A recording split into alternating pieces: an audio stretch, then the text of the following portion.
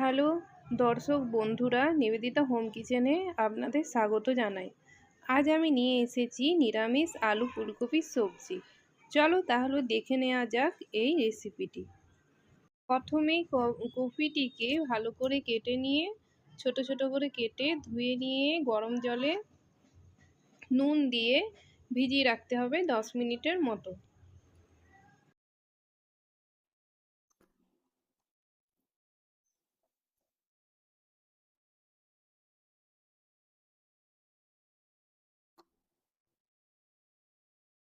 এরপর একটি মশলা তৈরি করব। তার জন্য জিরে, শুকনো লঙ্কা, দারচিনি, এলাচকে ভালো করে ভেজে নিয়ে এটির একটি ডাস্ট বানিয়ে নিতে হবে।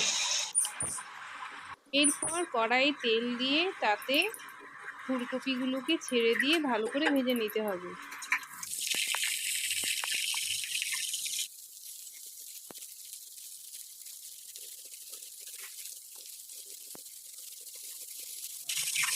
নুন হলুদ দিয়ে ভালো করে ভেজে নিয়ে লাল লাল হয়ে গেলে এটি একটি অন্য পাত্রে তুলে নিতে হবে।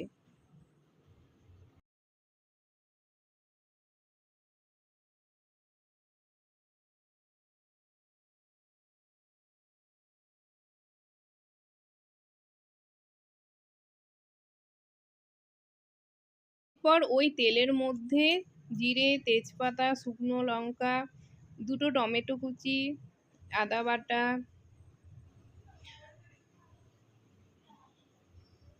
নুন, হলুদ, জিরে গুঁড়ো এবং সামান্য একটু জল দিয়ে মশলাটি ভালো করে কষিয়ে নিলাম।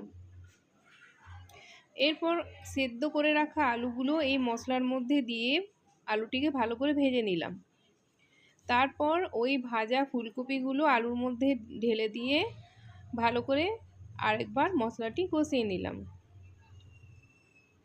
যাতে সবজির গায়ে মশলাটি ভালো করে লেগে যায়। এরপর সামান্য একটু জল দিয়ে 10 থেকে 15 মিনিট এর মতো ফুটতে দিতে হবে এবং তৈরি করে রাখা মশলাটি দিয়ে দিলাম।